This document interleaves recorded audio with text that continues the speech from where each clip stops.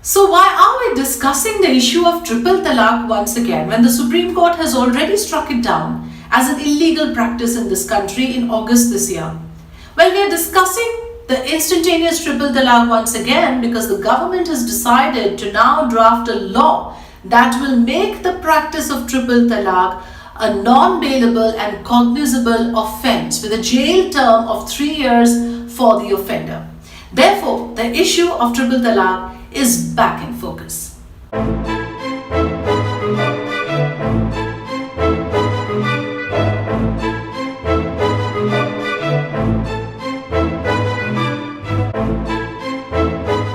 So before we delve into the debate, I think it's very important for me as a member of the community, as a Muslim woman, to point it out that there is absolutely no mention of instantaneous triple talaq in the Quran. The Quran gives the right to dissolve a marriage both to the man and the woman, to the man in the form of talaq and to the woman in the form of khula. But the talaq that the Quran talks about involves a long drawn process of reconciliation and arbitration. In fact, as many as 4 attempts at reconciliation is recommended, at the end of which the second pronouncement of talaq can be made. Even after that, there is supposed to be a period of iddat, which I understand is another period of separation, and then the final pronouncement of talaq. Similarly, the woman can ask for divorce through khula with the concurrence of her husband. In fact, it is because there is no resonance of the practice of triple talaq in the Quran that the Supreme Court struck it down, saying that this is a practice not integral to Islam and therefore it cannot be given the constitutional protection that is given to citizens to practice their religion. So if it is not mentioned in the Quran, how did it gather such prominence? It is there, of course, in Hanafi jurisprudence, but it was always supposed to be an anomaly and an aberration.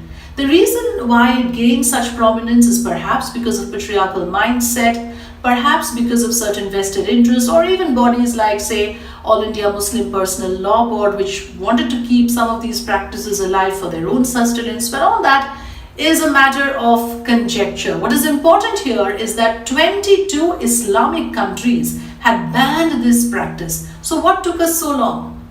Actually, this is an issue that came back way back in 1985.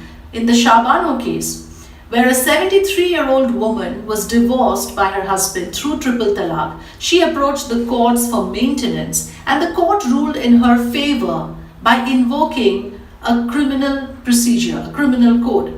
At that time, there was a lot of opposition to it from within the community. However, the government supported the court's view. And then what happened? The government changed its position later, perhaps because of political considerations, and later said that no criminal procedure, criminal code cannot be invoked in cases of religious personal law. So today when we talk about criminalizing triple talaq, we've actually come full circle after 37 years now. So what are the arguments for and against this decision? Those decisions taken by the Supreme Court does not seep into the system so easily. The practice just continues unless it has the force of law, unless the woman can actually file a complaint against the offender in a police station.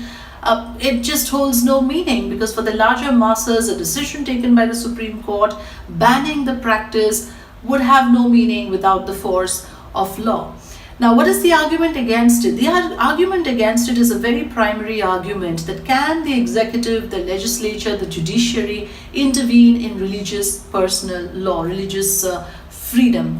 And also remember, there is a certain suspicion from within the community towards the current ruling party, because it is after all believed to be a majoritarian party. It is not a party that has cared much for the minority vote.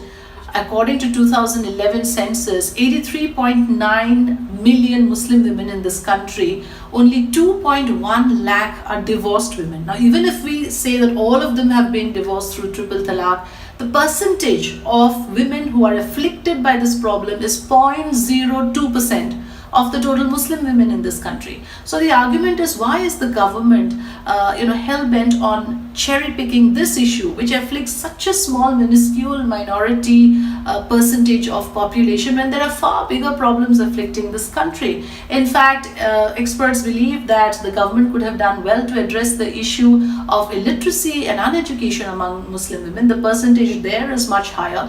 48% of Muslim women in this country are illiterate. So if you would have addressed that issue, perhaps the smaller problems would have automatically resolved itself, because when you empower a woman with education, when you give her a job, you make her less vulnerable to regressive practices. But what do you think? Where do you stand on this? Do write into me. My email is ali.afrida@gmail.com.